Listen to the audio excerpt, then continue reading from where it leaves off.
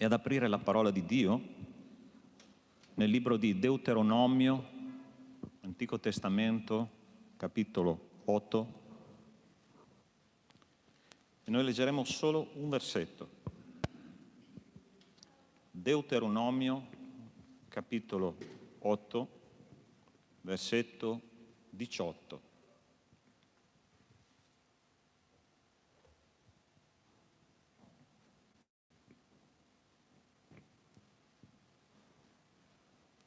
E dice così la parola di Dio. Ricordati del Signore tuo Dio, poiché Egli ti dà la forza per procurarti ricchezze, per confermare come fa oggi il patto che giurò ai tuoi padri. Questo è un testo che si trova nel libro, che è un compendio di memoria, no, della tutta la storia del popolo di Israele dall'uscita dall'Egitto fino all'arrivo dei confini della terra promessa, no? E Mosè per i primi 8 capitoli li fa proprio uno storico di tutto quello che è successo durante il cammino nel deserto da parte del popolo di Israele e come Dio lo ha sostenuto. Carissimi, oggi compiamo 20 anni di storia della nostra Chiesa. Abbiamo una memoria storica alle spalle, parlavo prima con i fratelli qua della Lode. Abbiamo fatto tanta strada, no? Io faccio parte di questa storia solo da 5 anni, però ho visto tante cose succedere. Tante vittorie, anche delle sconfitte, anche delle difficoltà, ma una cosa il Signore mi dice questa mattina attraverso questo testo: ricordati del Signore il tuo Dio. Un popolo che vive senza memoria è un popolo che non ha futuro. E quindi noi dobbiamo ricordare in questo momento quante volte il Signore è intervenuto nella nostra vita attraverso degli eventi, quando ha messo la sua mano su di me, su di te, ci ha rialzato, ci ha incoraggiato, ci ha fatto vivere un'esperienza miracolosa a volte. Io sono sicuro che qua in mezzo a noi possiamo veramente fare un'enciclopedia di quello che Dio ha fatto nelle nostre vite e nella nostra Chiesa. E siamo qua per celebrare stamattina 20 anni di storia. La tristezza è che non c'è il pastore Caio stamattina, però in una riunione online che abbiamo fatto qualche giorno fa, il Signore ci ha dato una strategia in modo che noi possiamo prolungare la festa. Ossia, cosa faremo? Oggi festeggeremo, ci sarà un giorno in cui il pastore Mario, una domenica, festeggerà, e un giorno in cui il pastore Caio festeggerà. Quindi faremo come gli ebrei, ossia faremo delle 3 feste in quest'anno, che sono la nostra Pasqua, la nostra festa delle capanne e la nostra Pentecoste, non mi veniva, grazie, Pentecoste. Quindi abbiamo moltiplicato la gioia per 3. Il Signore fa cose grandi per noi e noi siamo nella gioia. Ok? Preghiamo che questo culto possa essere ripieno dello Spirito di Dio, che possa parlarci, Signore, che possa darci cibo per la nostra anima. Se tu sei lì, io sono sicuro che stamattina il Signore ha già cominciato a fare delle cose nella nostra vita, nella nostra famiglia, quando ci siamo alzati, e sono sicuro che Lui ha ancora tanto da darci, ma noi dobbiamo essere predisposti a sentire la sua voce. Lui è il nostro pastore e noi dobbiamo stare in silenzio perché Lui ci darà la direzione per questa giornata. Nostro Dio, nostro Padre, ti ringraziamo perché siamo qua un'altra volta, Signore, nella tua presenza. Ti lodiamo, Padre, perché non c'è cosa migliore che stare vicino a te e stare con i nostri fratelli. Signore, la Chiesa è la famiglia di Dio, la Chiesa è l'edificio santo che tu hai costruito non con dei mattoni, ma con delle anime. E questa Chiesa, Signore, questa mattina è qua per dirti grazie, Signore, per quello che tu hai fatto fino a qua. E noi vogliamo, Signore, con i nostri occhi contemplare un futuro ancora più luminoso, Signore. Io ti chiedo che in questa Chiesa tu possa, Signore, trovare dei predicatori trovare, Signore, dei missionari, trovare dei grandi uomini di fede e donne di fede, Signore, che costruiscono la tua casa con delle lodi che vengono da un cuore predisposto a servirti. Grazie ancora, Signore, perché non siamo qua a caso. Hai costruito tu questo popolo. Guidalo, Signore, e dacci cibo per la nostra anima questa mattina. Nel nome di Cristo Gesù. Amen. Amen. Invece di dare un abbraccio che non possiamo, girati verso il tuo fratello, dai una parola di benedizione, dagli un benvenuto nel nome del Signore Gesù.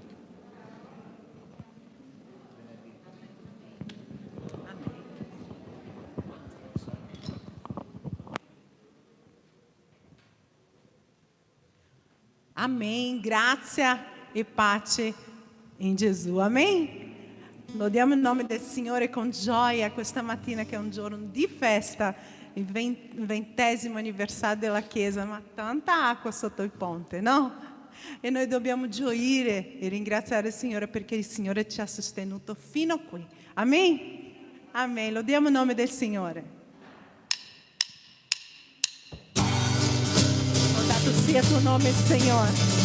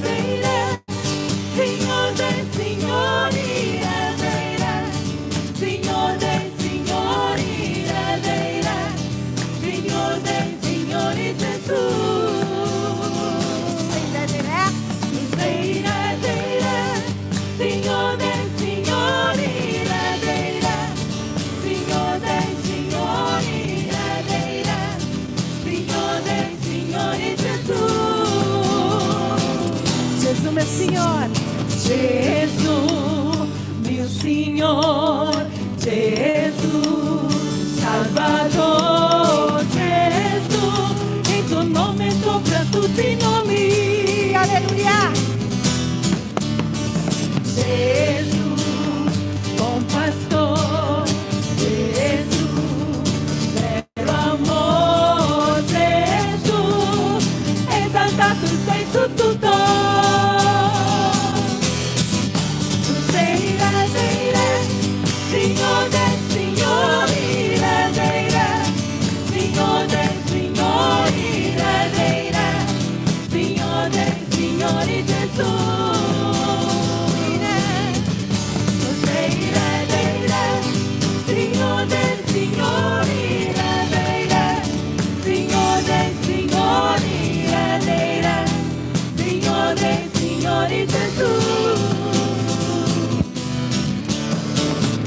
Ogni ginocchio si piegherà, ogni lingua confesserà, tuo nome sopra le nazioni, insieme adorati verrà, loro verrà. Tu sei il Re dei Re, Signore dei Signori, Re dei Re, Signore dei Signori, Signore dei Signori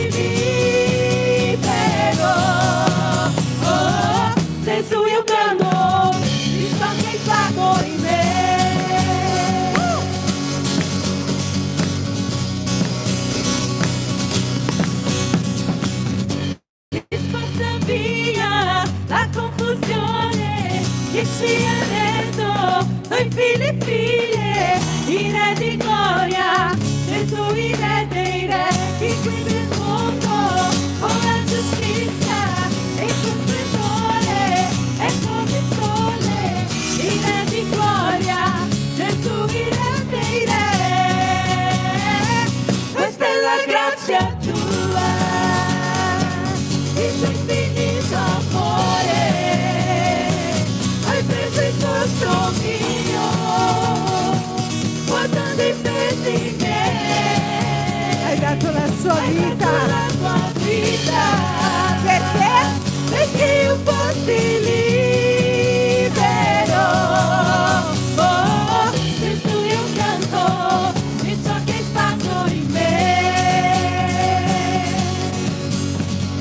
Dio è l'agnello di Dio, Dio è colui che ha vinto la morte, Dio è l'agnello di Dio, Dio è colui che ha vinto la morte, Dio è l'agnello di Dio, Dio è colui che ha vinto la morte, Dio è l'agnello di Dio, Questa è la grazia tua, il tuo infinito amore, hai preso il posto mio, portando i pesi miei, hai dato la tua vita, perché io fossi libero. Oh, Gesù io canto di ciò che hai fatto in me. Dio è l'agnello di Dio, Dio è colui che ha vinto la morte, Dio è l'agnello di Dio, Dio è colui che ha vinto la morte, Dio è l'agnello di Dio, Dio è colui che ha vinto la morte, Dio è l'agnello di Dio, Questa è la grazia tua, il tuo infinito amore, hai preso il posto mio, portando i pesi miei. Alleluia, tuo nome, Signore, tua vita, perché io fossi libero.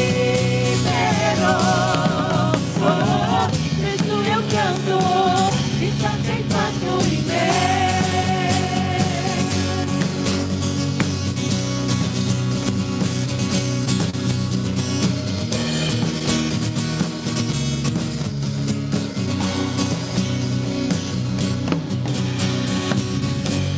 Alleluia, tuo nome, Signore. Puoi applaudire il Signore se vuoi. È degno di ogni lode e di ogni onore. Signore, noi ti ringraziamo, Padre, perché tu sei degno. Ti ringraziamo perché tu sei Dio, sei il nostro Dio. E noi non sapremo mai, Signore, non possiamo mai calcolare tutta la sofferenza, Signore, che il Signore ha portato su di sé per darmi la salvezza, per darmi, Signore, la vita eterna. Noi lodiamo il nome del Signore questa mattina perché Lui è un meraviglioso Dio. È un Dio che ha un amore così grande che non possiamo mai, mai sapere la misura di questo amore che Lui ha per noi. E noi lodiamo il tuo nome, Signore, questa mattina. Noi alziamo le nostre mani, alziamo la nostra voce per dire, Signore, ricordare, celebrare che tu sei il meraviglioso Dio. Amen.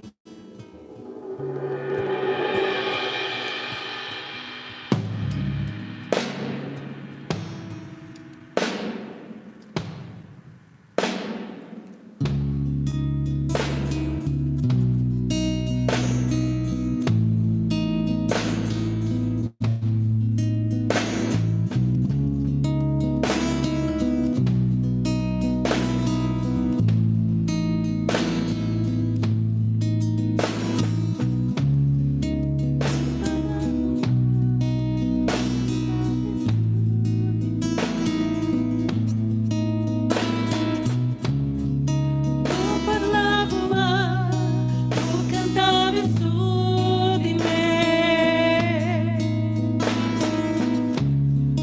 Ecco quanto buono sei con me. Non vivevo ma tu soffiavi vita in me.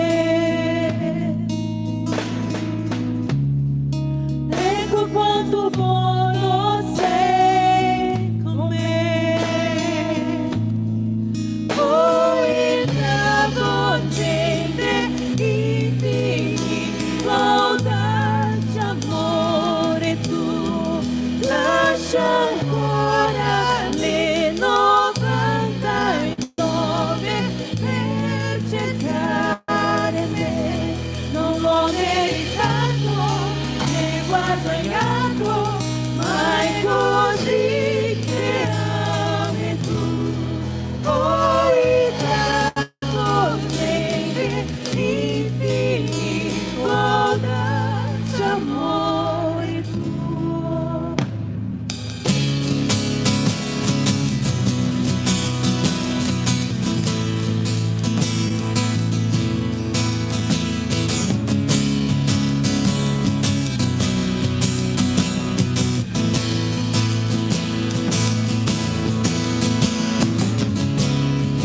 Nati per me, per un nemico tuo. Ecco quanto buono sei con me.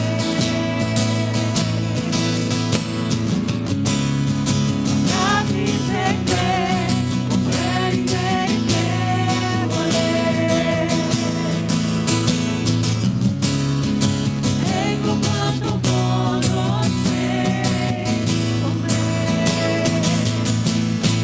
Poi travolgente infinito audace amore tuo. Lascia ancora le 99 per cercare me. Non l'ho meritato né guadagnato, ma è così che ami tu. Poi travolgente infinito audace amore tuo.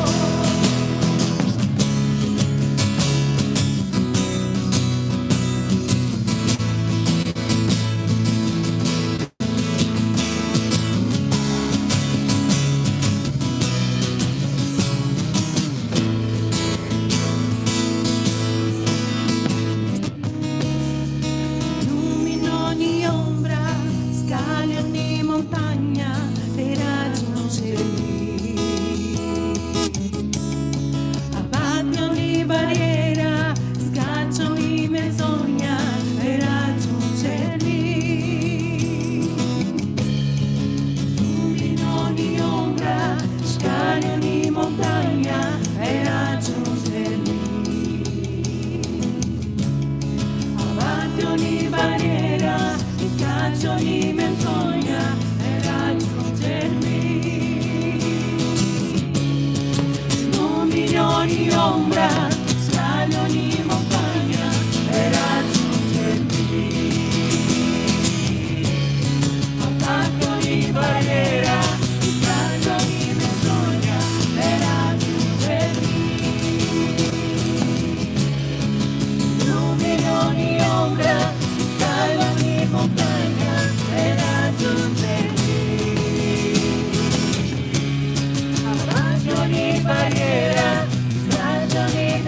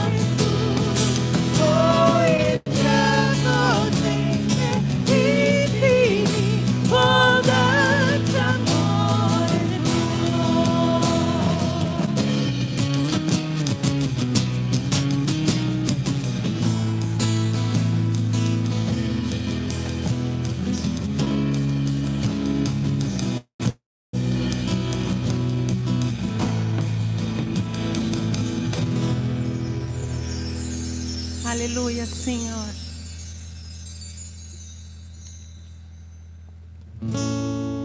Grazie, Padre. Grazie per il tuo amore. Grazie per la tua bontà. Insegnaci, Signore, a poter, insegnaci, Signore, a manifestare, Signore, il tuo amore, manifestare, Signore, il ringraziamento, Signore, la riconoscenza, Signore, di chi tu sei nella nostra vita, Padre. Grazie, Signore, per questi 20 anni. Grazie, Signore, perché ne abbiamo avuto tante lotte, Signore, ma con queste, Signore, anche tante vittorie. E noi abbiamo bisogno di te sempre. Noi abbiamo bisogno della tua guida, della tua mano e della tua benedizione su questa Chiesa, Padre.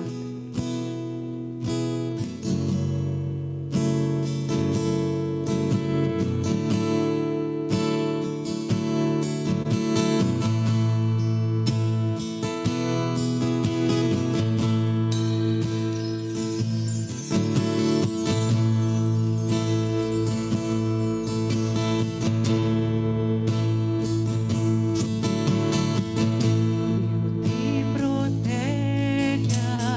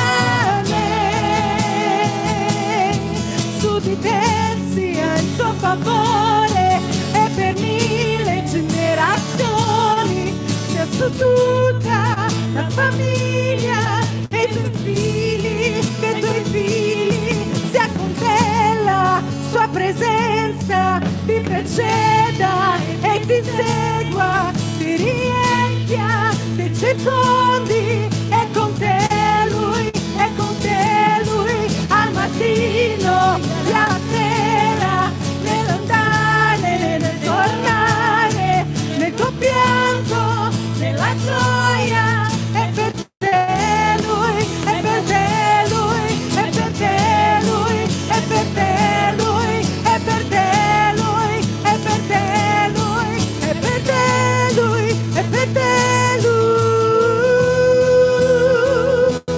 La Chiesa.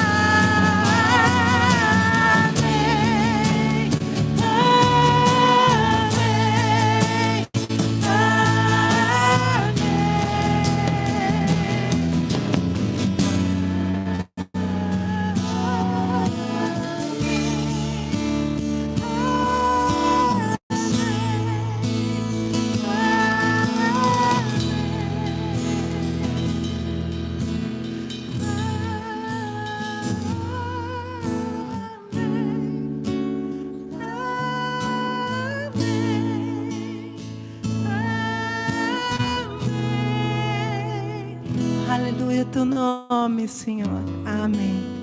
Potete sedervi.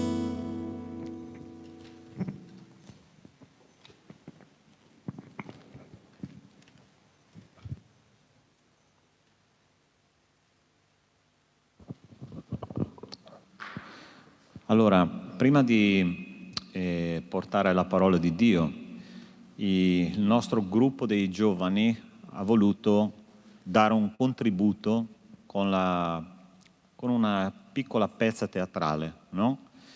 È una pezza teatrale che ci parla di un episodio biblico molto conosciuto, che è l'episodio del figlio il prodigo, no? Che torna alla casa del padre. E ditemi se non è più appropriato di questo motivo di ringraziamento in un momento così speciale per la storia della nostra Chiesa. Mentre loro porteranno questa rappresentazione, io ti invito nella tua mente, io so che qua ci sono delle persone che sono nel Signore da tanti anni, ok? Alcune da molto meno, ma ti invito a tornare per un attimo al momento in cui il Signore ti ha chiamato alla salvezza, quando tu sei entrato nella casa del Padre. E la parola di Dio dice che quando noi siamo chiamati e andiamo alla casa del Padre c'è una festa in cielo, gli angeli organizzano una festa, no? E io ti chiedo in questo momento, mentre loro faranno questa rappresentazione, di tornare a quel momento, quando il Signore ti ha detto: ehi, vieni a me perché tu sei mio, tu appartieni a me, ok? E vedrete se non vi commuoverete un po'. Ok? Perché questo fa parte della nostra storia. Oggi è un giorno di festa e noi dobbiamo festeggiare quello che Dio ha fatto per noi nella nostra vita e nella nostra comunità. Ok? Che il Signore ci benedica attraverso questa rappresentazione. Grazie.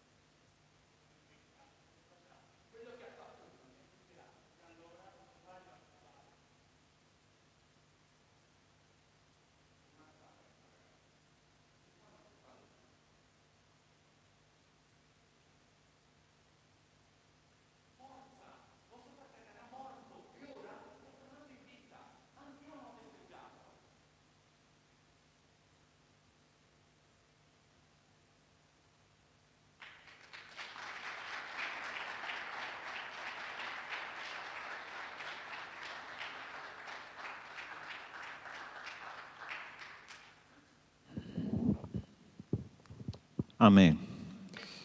Possiamo aprire le nostre Bibbie? Filippesi, capitolo 4, versetti da 5 a 8. Questo è il testo che leggeremo oggi. È un testo di ringraziamento sicuramente per quello che il Signore ha fatto in questa chiesa, che è la chiesa di Filippi, ma soprattutto dobbiamo applicarla alle nostre vite. Ok? E dice così la parola di Dio. Filippesi capitolo 4 da 5 a 8 dice: rallegratevi sempre nel Signore. Ripeto, rallegratevi. La vostra mansuetudine sia nota a tutti gli uomini, il Signore è vicino. Non angustiatevi di nulla, ma in ogni cosa fate conoscere le vostre richieste a Dio in preghiere e suppliche accompagnate da ringraziamenti. Qualche traduzione dice anche con azioni di grazie, che è più specifico. E la pace di Dio che supera ogni intelligenza custodirà i vostri cuori e i vostri pensieri in Cristo Gesù.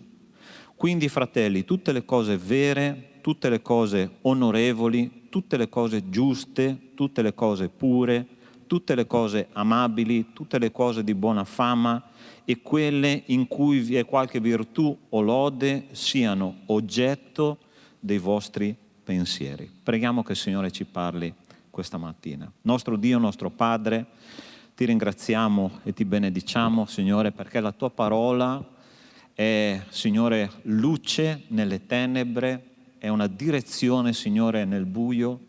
E grazie, Padre, perché non è soltanto lettera morta, ma rappresenta il fatto, Signore, che tu sei con noi. Grazie, Padre, ancora, e benedici, Signore, questo momento di riflessione della tua parola. Te lo chiediamo nel nome di Cristo Gesù. Amen. Noi scomporremo questo testo biblico in 3 parti, ok? E queste 3 parti ci danno le 3 R, che sono le 3 R di ringraziamento al Signore per questo momento di ricordo, no? Di questi 20 anni insieme a Lui, camminando insieme a Lui. E la prima parte di questo testo biblico dice: rallegratevi sempre nel Signore, di nuovo lo dico, rallegratevi, ok? È interessante a chi scrive l'Apostolo Paolo questa lettera, che è la lettera ai Filippesi. Se voi leggete la storia di quello che è successo a Paolo nella città di Filippi, è molto più profondo di quello che leggerlo così semplicemente in modo superficiale. Ossia, che cosa stava succedendo quando lui era in carcere, che ha scritto questa lettera. Allora, lui stava andando nella sua seconda parte missionaria della sua vita, stava andando in altre città completamente diverse da Filippi, no? Lui stava andando verso Efeso, stava andando verso Calcedonia. Il capitolo 16 di Atti lo fa chiarire molto, molto bene. E dice che a un certo punto la parola di Dio dice che lo Spirito Santo gli ha impedito di andare in queste grandi città per predicare il Vangelo. E dice proprio il Signore impedì a Paolo di andare in quelle città.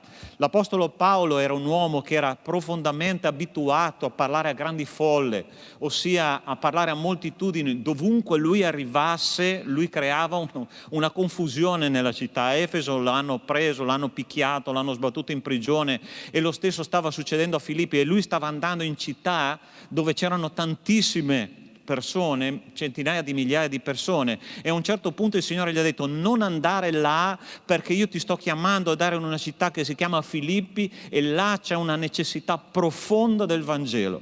E la cosa interessante è che quando Paolo arriva a Filippi, dopo che il Signore gli aveva indicato di andare in Macedonia, proprio lì in quella città, neanche c'era una sinagoga dove poter predicare il Vangelo. L'unica donna credente che c'era in quella città si chiamava Lidia, e andava a pregare lungo il fiume da sola. La cosa interessante è che io penso che nella mente dell'Apostolo Paolo abbia cominciato a sorgere qualche dubbio. Ma come, Signore, io posso andare a predicare il Vangelo in una città dove ci sono migliaia e migliaia di persone e tu mi chiami qua, lungo il fiume c'è una donna sola che prega e neanche so se è veramente credente. E dopo gli eventi cominciano a succedersi l'uno dopo l'altro. Che cosa succede? Che un'indovina, una ragazza con uno spirito indovino, comincia a predicare sulle orecchie di Paolo e mentre lui predica, questa ragazza lo segue e predica altrettanto, ovviamente delle dottrine che non sono cristiane. Paolo libera questa ragazza e viene preso Paolo perché? Perché questa ragazza era la fonte di guadagno di una famiglia del posto. Paolo viene preso e sbattuto in prigione. Allora provate a immaginare e immedesimarvi nella mente di un apostolo che va in una città dove viene chiamato dal Signore in persona e cosa succede? Primo, trova una sola persona che crede, la seconda cosa che succede, viene sbattuto in prigione e la parola di Dio dice che lui viene messo nella parte più interna della prigione, legato con dei ceppi, legato come un disgraziato qualsiasi, come un criminale qualsiasi. Io credo che nella mente dell'Apostolo Paolo abbia cominciato a formarsi il pensiero: cosa sta succedendo? Ma non è così che è successo, perché la parola di Dio ci dice, in Atti capitolo 16, versetto 25 e 26, dice: verso la mezzanotte, ossia mentre lui era in prigione, Paolo e Sila pregavano, cantavano inni a Dio e i carcerati lì ascoltavano. A un tratto vi fu un gran terremoto, la prigione fu scossa dalle fondamenta e in quell'istante tutte le porte si aprirono e le catene di tutti si spezzarono. Hai capito cosa fa il ringraziamento, la lode al Signore? Nella parte più interna del carcere Paolo lodava e le catene cadono e le porte dei carceri si aprono. Pastore, che cosa ha a che fare con me questa cosa? Ci hanno chiuso di nuovo in casa, giusto? Zona rossa. E la prima cosa che io ho detto quando è uscito il decreto, ho detto: Signore, ancora, Signore. Ma poi il Signore ha richiamato alla memoria questo testo nella mia testa e sapete che cosa Dio ha detto a me? Comincia a lodare, comincia a ringraziare, perché tu hai un Dio che è al di sopra dei decreti, è un Dio che è al di sopra della tua chiusura mentale, è al di sopra di tutte le autorità che esistono in questo mondo e Lui sta permettendo questa cosa perché tu possa avere un atteggiamento diverso dagli altri, che perché tu possa dare testimonianza che nonostante sei chiuso in casa, nonostante non puoi uscire, nonostante non hai la libertà di prima, tu puoi dire: Signore, grazie perché tu sei un Dio talmente grande che può benedire la mia vita anche quando sono in casa. E il Signore fa queste cose, sapete perché le fa? C'è scritto lì. I carcerati che cosa facevano con Paolo? Ascoltavano. Le persone ci osservano, le persone ci guardano e se noi come cristiani non siamo diversi dalle persone del mondo che prendono gli ansiolitici e prendono gli psicofarmaci perché sono chiusi in casa, se noi non lodiamo, non portiamo gloria a Dio in questi momenti, quando lo faremo? Hai capito perché arrivano i problemi nella mia e nella tua vita? Perché noi possiamo dare una testimonianza. Guarda che se tu cominci a lodare, ti posso assicurare che in qualsiasi momento della tua vita le tue catene psicologiche, emozionali cadranno, le porte delle carceri si apriranno e la tua vita sarà libera nonostante tutto, perché la nostra fede è nonostante. Hai capito che cosa ti sto dicendo? Dio sia gloria a te perché tu sei nel controllo di ogni situazione di questo mondo e Dio permette le situazioni perché noi possiamo essere luce e sale in questo mondo pieno di tenebre. Amen. Dio ti vuole usare, caro mio. Dio ti vuole usare nel tuo carcere, nella tua prigione. Perché? Perché Lui vuole usare te come una luce in mezzo alle tenebre. Hai capito perché devi ringraziare il Signore? Grazie Signore, perché nonostante tutto tu sei un Dio al di sopra di ogni decreto legislativo. Amen, Chiesa. Amen. gloria a Dio per questo. Ma c'è una seconda cosa che noi dobbiamo fare per ringraziare il Signore. Guarda che cosa ci dice: non angustiatevi in nulla, ma in ogni cosa siano le vostre richieste rese note a Dio in preghiera, supplica con azioni di grazie, e la pace di Dio che sopravanza ogni intelligenza guarderà i vostri cuori e i vostri pensieri in Cristo Gesù. L'ansia, la più grande malattia del XXI secolo. Stavo leggendo, qua abbiamo un farmacista, ok? Stavo leggendo una statistica che negli ultimi 10 anni l'aumento di consumo di psicofarmaci e di ansiolitici è aumentato del 200%, ok? Ossia raddoppiato. Le persone non sanno più come affrontare la vita, le persone non sanno più come guardare alla realtà di tutti i giorni senza andare in ansia. Non so se ti sei reso conto, noi come esseri umani arriviamo sempre in ritardo. Okay? Pare che noi dobbiamo fare dei passi, ma c'è già un altro passo che dobbiamo fare, ossia ci alziamo la mattina, abbiamo già 5 cose da fare e siamo già in ritardo. Sei d'accordo con me? La vita funziona così anche nella tua casa? È così che funziona, e noi cominciamo ad andare in un'angoscia, in un'ansia, in una difficoltà, come se ci fosse un essere umano dietro di noi, è un essere umano che è proiettato davanti a noi, ma noi siamo sempre quello dietro. E il Signore ci dice: non siate con ansietà solleciti di nulla, ma in ogni cosa siano rese note a Dio le vostre preghiere. Pastore, ma io prego per le cose che devo affrontare e l'ansia non passa.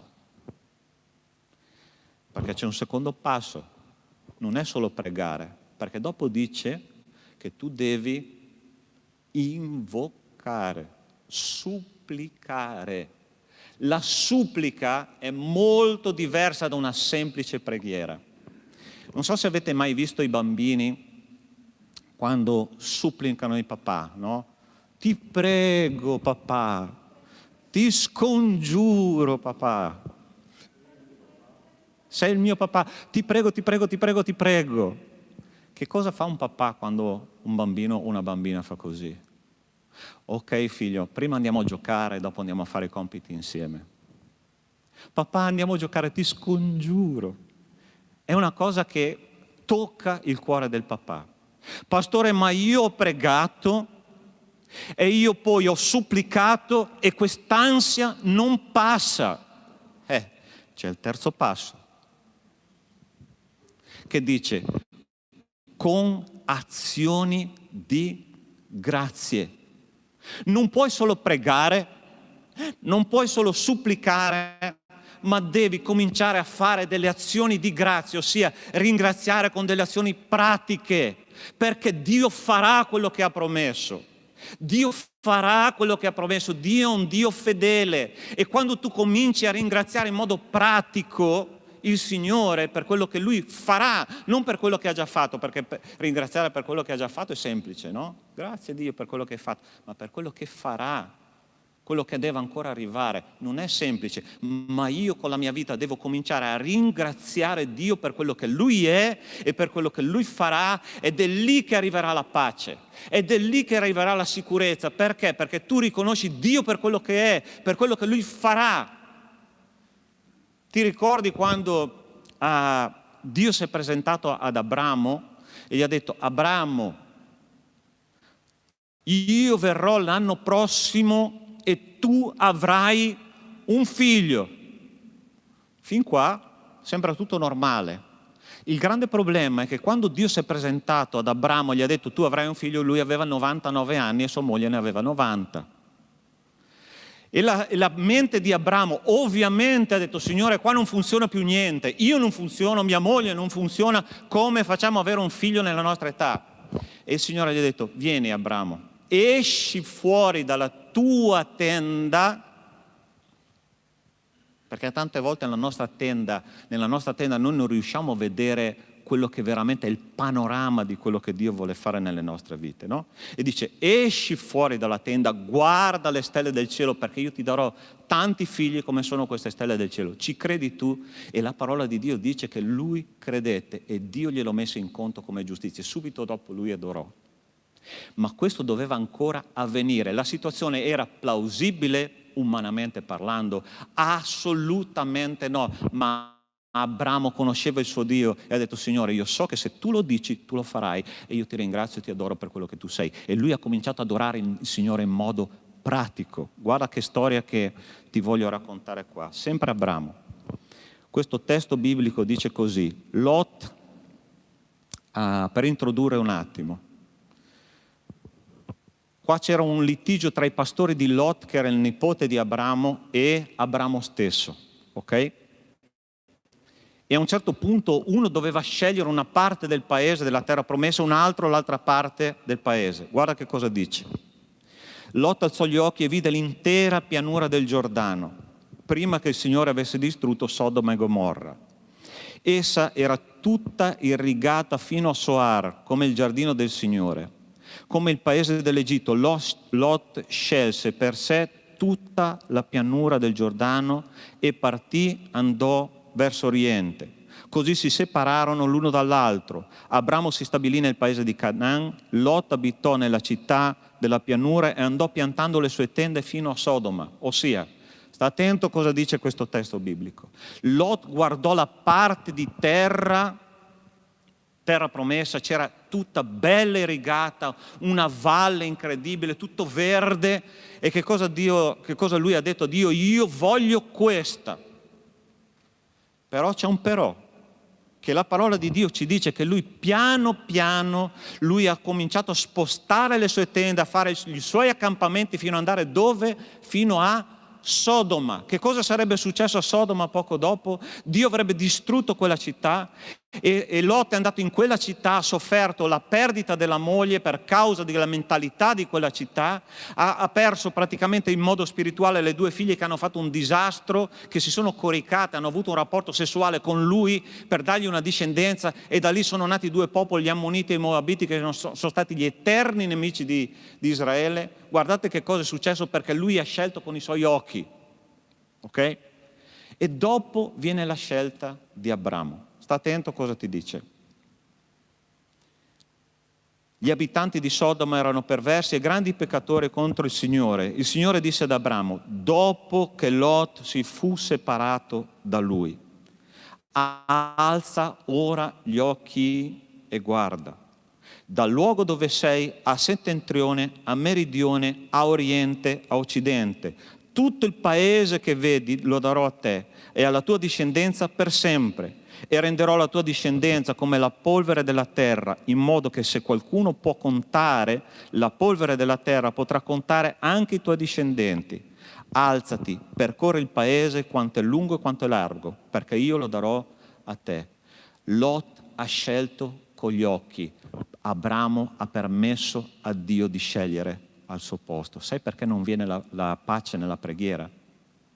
Perché non permettiamo a Dio di scegliere per noi. Quello che a volte noi guardiamo con i nostri occhi, Signore, ho bisogno di questo. Il Signore dice, calma, io ho una mia lista di preghiera. Io ho una mia priorità di preghiera. Pastore, come faccio a sapere cosa Dio vuole da me? Ti spiego un segreto. Dentro di te, se tu sei un vero cristiano, c'è qualcosa che si chiama Spirito Santo. E la parola di Dio ci insegna nella lettera agli Efesini, pregate per lo Spirito. Pastore, perché non viene la pace? È ovvio, perché io sto pregando per delle cose che il Signore non mi ha promesso. E se io invece prego per lo Spirito, la pace arriva perché? Perché so che le promesse di Dio verranno compiute. Com'è difficile mettersi da parte, vero, lasciare agire lo Spirito Santo. Abramo era un uomo che aveva permesso allo Spirito di scegliere per lui. Una cosa che abbiamo studiato questo sabato con i nostri adolescenti. Carissimi adolescenti, non permettete ai vostri occhi di scegliere il compagno o la compagna della vostra vita, perché sarà un disastro. Permettete allo Spirito Santo che vi indichi la persona giusta, perché quella sarà una benedizione per Dio e di Dio. Amen, Chiesa. Quanti di noi si sono strappati i capelli perché abbiamo fatto le scelte sbagliate nel momento sbagliato, perché i nostri occhi dicevano una cosa e lo Spirito Santo diceva un'altra? Tu vuoi la pace di Dio? Comincia a fare azioni di grazie pratiche ancora prima che Dio faccia quello che deve fare. E seconda cosa, lascia a Dio la scelta delle sue priorità. Sai perché noi siamo qua oggi? Sai perché noi siamo qua oggi? Perché in un giardino remoto che si chiamava il giardino del Getsemani, qualcuno ha detto: Padre, non sia fatta la mia volontà, ma la tua. Hai capito? Padre, non i miei occhi, non il mio cuore, non il mio intendimento, non la mia mentalità, non i miei sentimenti, è la tua volontà che io voglio. Aspettiamo che Dio ci risponda, perché quando arriverà la risposta di Dio sarà una grande vittoria. Tu vuoi essere un vincitore o un perdente? Non prendere quello che Dio ti ha già dato, come ha fatto Giacobbe, prendendo la sua primogenitura, ingannando il Signore. Dio a suo tempo darà quello che è necessario. Pastore, ho bisogno di tante cose. Dio lo sa. Comincia a pregare, comincia, papà ti prego, a supplicare, comincia a ringraziare con delle azioni pratiche. E ultima cosa, lascia a Dio la priorità nella preghiera, lascia che Lui scelga per te. Ma c'è una terza cosa che noi dobbiamo fare per ringraziare il Signore. Del resto, tutte le cose vere, tutte le cose onorevoli, tutte le cose giuste, tutte le cose pure, tutte le cose amabili, tutte le cose di buona fama e quelle nella quale vi qualche virtù o lode siano oggetto dei vostri pensieri. Ho una domanda da farti. Di che cosa è piena la tua testa? Che cosa è pieno questo computer della 100ª generazione, una macchina straordinaria che Dio ci ha donato perché noi possiamo riempirla coi pensieri di Dio? Di che cosa? Quando io leggo la parola di Dio, io rimango allibito, stupito per le esperienze di alcuni grandi uomini di Dio. Allora, ce n'è uno in particolare che è interessante, che se tu vai in Ebrei capitolo 11, che è il, diciamo così, il museo della fede, no? Un museo di persone viventi che ci parlano attraverso la loro esperienza di fede. E ce n'è una che viene citata in Ebrei capitolo 11, che è la persona di Sansone. Ok? Sansone dice che è uno dei grandi uomini della fede, Ebrei capitolo 11, ma se tu vai là in Giudici, nel libro di Giudici, quello che lui ha combinato in vita, quest'uomo qua, è una roba da mettersi le mani nei capelli. Ok?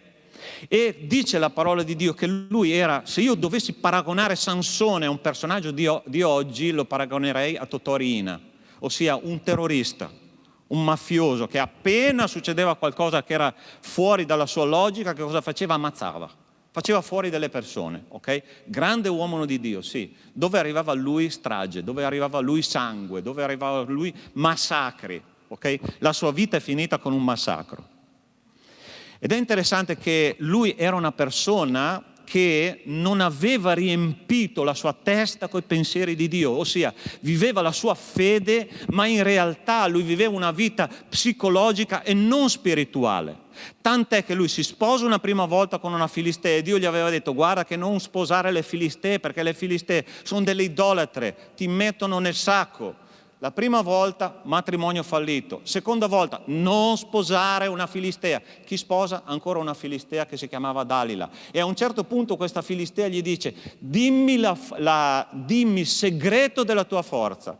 E lei insiste, lei piange e lei si dispera. Sansone, per favore, supplicava Sansone, ok? Una supplica, vedi che arriva al cuore delle persone. E che cosa fa Sansone? Guarda, la mia forza è nei miei capelli. Che cosa succede? Questa filistea comunica con i suoi compagni filistei, gli vengono tagliati i capelli e che cosa succede? Sansone viene catturato, la sua forza è sparita perché lui ha tradito il suo patto con Dio, ok? La sua forza sparisce, viene preso, viene accecato e la parola di Dio guarda qual è la fine della sua vita. Passiamo alla prossima slide, per favore.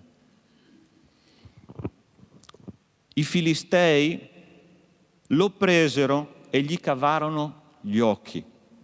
Lo fecero scendere a Gaza e lo legarono con catene di bronzo. Egli girava la macina della prigione. Perché Dio ci dice che tutte le cose vere, tutte le cose onorevoli, tutte le cose giuste, tutte le cose pure, tutte le cose amabili e quelle nella quale per qualche virtù o lode siano oggetto dei vostri pensieri? Perché se noi non cambiamo il nostro modo di pensare, non ci mettiamo i pensieri di Dio nella nostra testa, noi faremo come Sansone.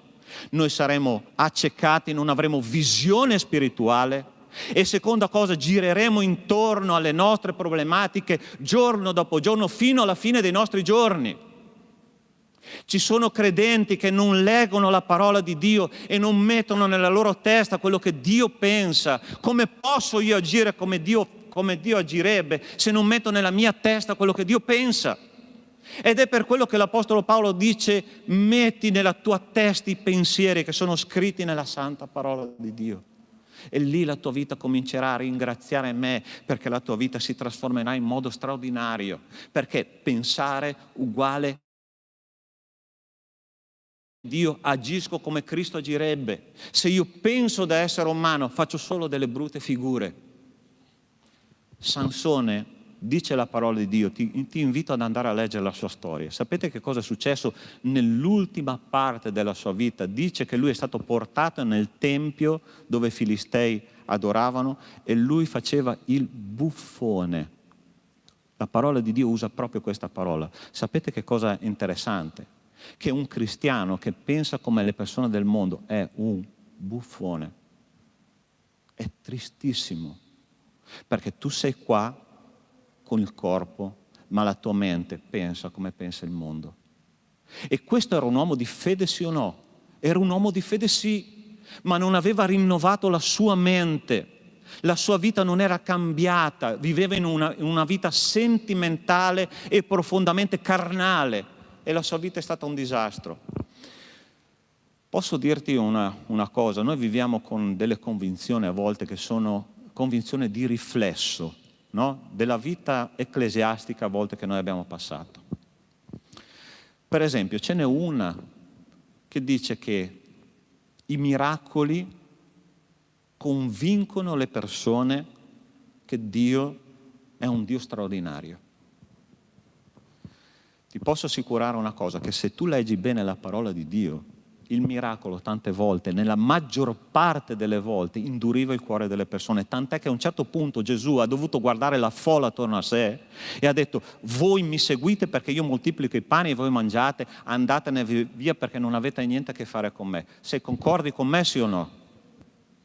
Ti ricordi della storia dei 10 lebbrosi che Gesù ha incontrato e loro gridavano: Signore, guariscici?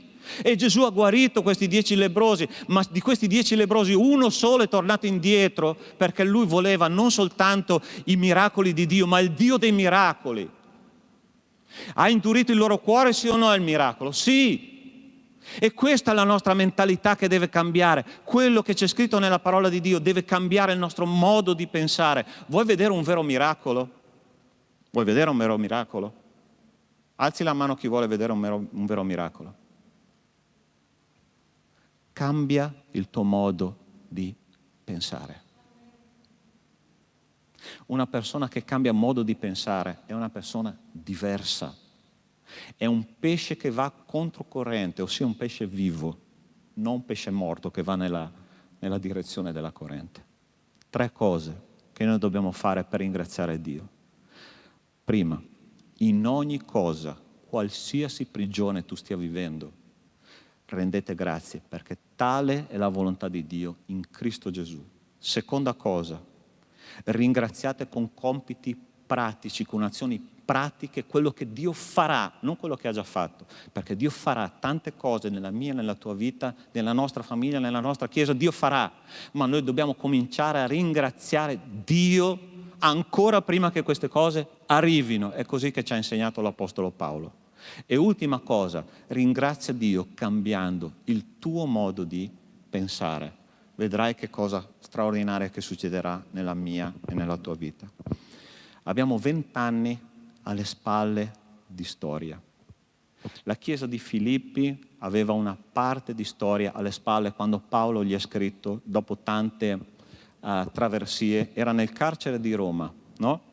È interessante che abbiamo detto che si è convertita una persona, che era la Lidia, ok, questa commerciante, si è convertito il carceriere di Filippi e le persone dove lui era andato convertite attraverso la sua testimonianza erano 2, ok? Non c'erano tantissime persone convertite, ma la parola di Dio dice che la chiesa di Filippi è la chiesa dove Paolo mai riprende, mai sgrida, mai corregge in un modo duro. Perché? Perché era la chiesa della gioia, e la storia ci dice che la chiesa era cresciuta in un modo straordinario, questa chiesa di Filippi. Perché? Perché ha trovato delle persone che facevano esattamente quello che abbiamo detto stamattina. Ringraziavano ovunque essi erano, ringraziavano nella preghiera con azioni pratiche e infine ringraziavano Dio cambiando il loro modo di pensare. Che il Signore possa aiutarci a ringraziarlo con questo cammino che il Signore ci ha indicato stamattina. Ok? Io vorrei pregare per te e con te. È una sfida. Ringraziare in certe situazioni non è una cosa semplice. Avere gioia in certe situazioni non è una cosa semplice. Ma ricordati di quello che ha fatto Paolo. Là in un carcere buio, lui cantava, adorava. E a un certo punto probabilmente non se lo aspettava. La porta del carcere si è spalancata, i ceppi alle mani e ai piedi sono caduti. E questo è stato un motivo di testimonianza straordinario. I carcerati l'ascoltavano. Io non so quale prigione tu stai vivendo, forse una situazione nella tua vita personale, nella tua famiglia, in qualche modo nel tuo lavoro, nella scuola, non lo so. Ci sarà un posto dove tu dici: Signore, qua non ho speranza. Ti faccio una proposta stamattina. Cambia il tuo modo di pensare. Comincia a lodare il Signore dove tu sei, perché la tua lode riempie il cielo. La tua lode muove la mano di Dio. La tua lode esalta sulla terra il grande Signore, il Re dei Re, colui che può ogni cosa. Nostro Dio, nostro Padre, io ti ringrazio perché la tua parola sempre ci insegna, Signore, a cambiare. Non possiamo rimanere uguali dopo che abbiamo incontrato te. E io ti chiedo nel nome di Gesù che tu possa stamattina chiamare delle persone, Signore, a essere delle vere luce e sale in questa terra. E io voglio pregare per te. Questa mattina voglio fare un appello. Signore, se tu stai cercando e trovando queste persone qua stamattina, io ti chiedo, Signore, che tu possa toccarle. E se tu stai dicendo: Pastore, quello che tu hai detto, almeno una parte era assolutamente per me, ti posso assicurare che anche il Signore ha parlato al pastore profondamente. Ma so che ci sono persone qua che hanno bisogno di fare un cambio di marcia. Hanno bisogno di ringraziare nonostante tutto. E noi vediamo i nostri problemi come così grandi, ma di fronte al ringraziamento e all'adorazione a Dio, questi problemi diventano così piccoli, perché noi così esaltiamo il nostro Dio per quello che Lui è. Se tu hai sentito che la parola di Dio era per te, io voglio pregare insieme a te. Insieme a te. E ti chiedo in questo momento, se tu hai sentito che Dio ti stava parlando,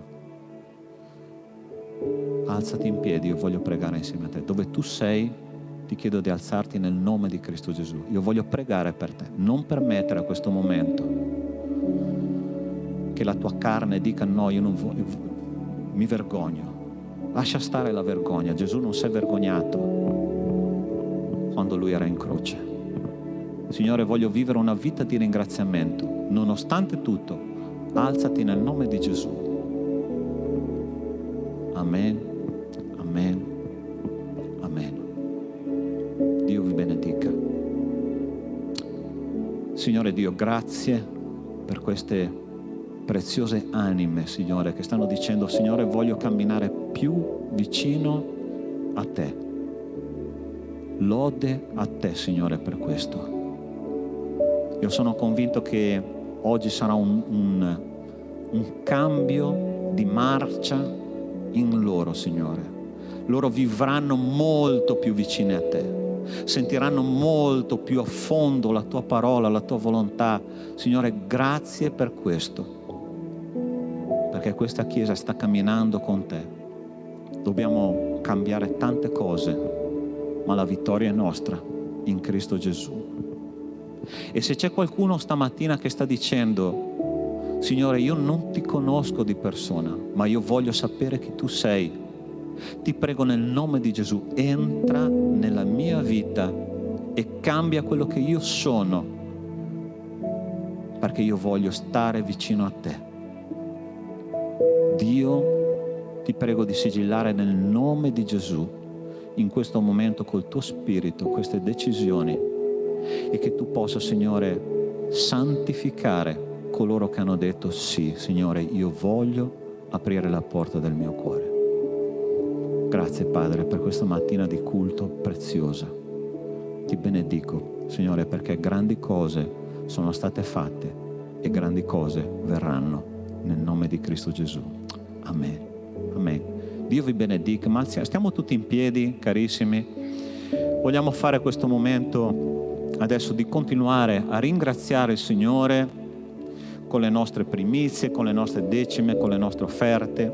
Sono 20 anni che il Signore ci sta benedicendo con le sue eterne benedizioni, con le sue cose eterne. E qua abbiamo riservato una cassettina, la nostra sorella Jacqueline ci ha preparato questa cassettina bellissima, ok? E lì, se Dio ha messo nel tuo cuore qualcosa per ringraziare Dio per questi 20 anni di storia, che siano 5, che siano 3, che siano 1, non importa, tu hai ovviamente qualcosa da ringraziare il Signore. Tu porterai la tua offerta lì. Pastore, ma questa è un'offerta che è un'offerta normale? No, è un'offerta di sacrificio, ok? Al di là delle decime delle offerte che noi diamo di solito, non toglierlo dalla parte della decima, perché ovviamente verrà a mancare, ma è un'offerta di sacrificio. Se tu hai nel cuore questo, non sei obbligato a farlo, ok? Non sei obbligato a farlo, ma se il tuo cuore trabocca di gratitudine, fai questo gesto per l'opera del Signore, ok? Che il Signore ci benedica. Intanto che i fratelli cantano un canto, pensa nel tuo cuore quello che tu puoi fare per Dio.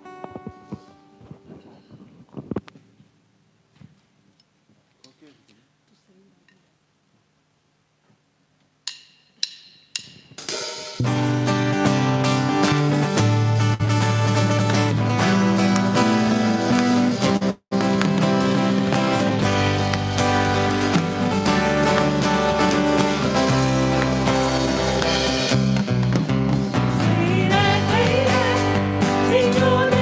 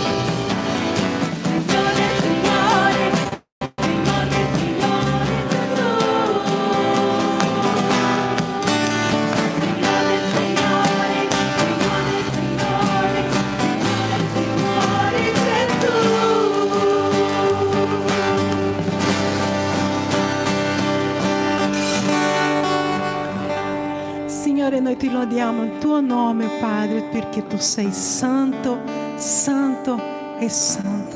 Signore, noi lodiamo il tuo nome, Signore, perché tu sei il nostro Dio, il nostro Re dei Re.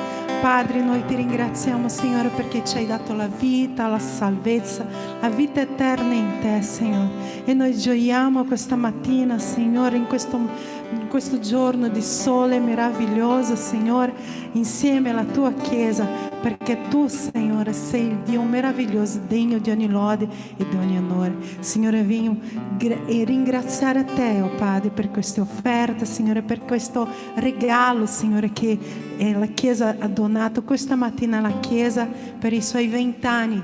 Signore, noi ti ringraziamo per questo dono, che tu possa, Signore, benedire, Signore, ogni famiglia questa mattina e portarci, Signore, nelle nostre case, Signore,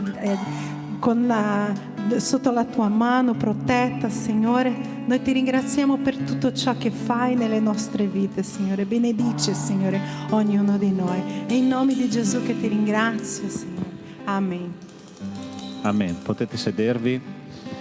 Un minuto ancora per gli annunci. Carissimi, le nostre attività non terminano ovviamente la domenica. La domenica è il risultato di tutta una serie di attitudini che noi abbiamo durante la nostra settimana. Okay? Abbiamo lunedì e giovedì incontri di preghiera, martedì mattina l'incontro di preghiera degli uomini, al sabato facciamo l'incontro di preghiera dei giovani e degli adolescenti, quindi l'attività di preghiera sta veramente maturando in questa Chiesa e gloria a Dio per questo, no? Speriamo che continui a crescere in questo senso. L'altro appuntamento importante è col tuo gruppo. Perché dico tuo? Perché il gruppo di cellula di studio settimanale è il tuo gruppo, ok? Se tu non partecipi non solo perdi, ma fai perdere il tuo contributo al tuo gruppo di studio, ok? Per favore, se c'è un gruppo di studio di riferimento, partecipa. Se non ce l'hai, parla con me, parla con qualche responsabile di riferimento e noi ti daremo tutti i dettagli perché tu possa partecipare alla vita in cellule della Chiesa, che è una vita importantissima, ok? L'altra cosa che noi abbiamo, ok, questo, niente. Allora, il Pastore Caio, probabilmente, pregate per questo, partirà giovedì sera e venerdì dovrebbe finalmente arrivare in Italia. Ok? Pregate che tutto vada bene. Speriamo che questa volta non gli cambino di nuovo la data del biglietto e che tutto possa andare a buon fine. Ok? Io penso che non ci sia altro. Ok, che il Signore ci benedica. Alziamoci in piedi e facciamo una preghiera per chiudere. E ringraziamo Dio per quello che Lui è, per quello che Lui fa, ha fatto e farà per noi. Signore nostro Dio, vogliamo dare il meglio per la Tua causa. Usaci, Signore, perché vogliamo vedere il Tuo regno stabilito qua sulla terra. E adesso, Signore, che torneremo alle nostre case, avremo una settimana di sfide, ma grazie, Padre, perché le sfide ci fanno crescere e ci fanno testimoniare di Te. Che l'amore di Dio, nostro Padre, la grazia salvatrice di Cristo e le consolazioni dello Spirito di Dio con noi siano e con tutto il popolo di Dio su tutta la faccia della terra, da oggi e per sempre. Amen. Buona settimana, Dio vi benedica.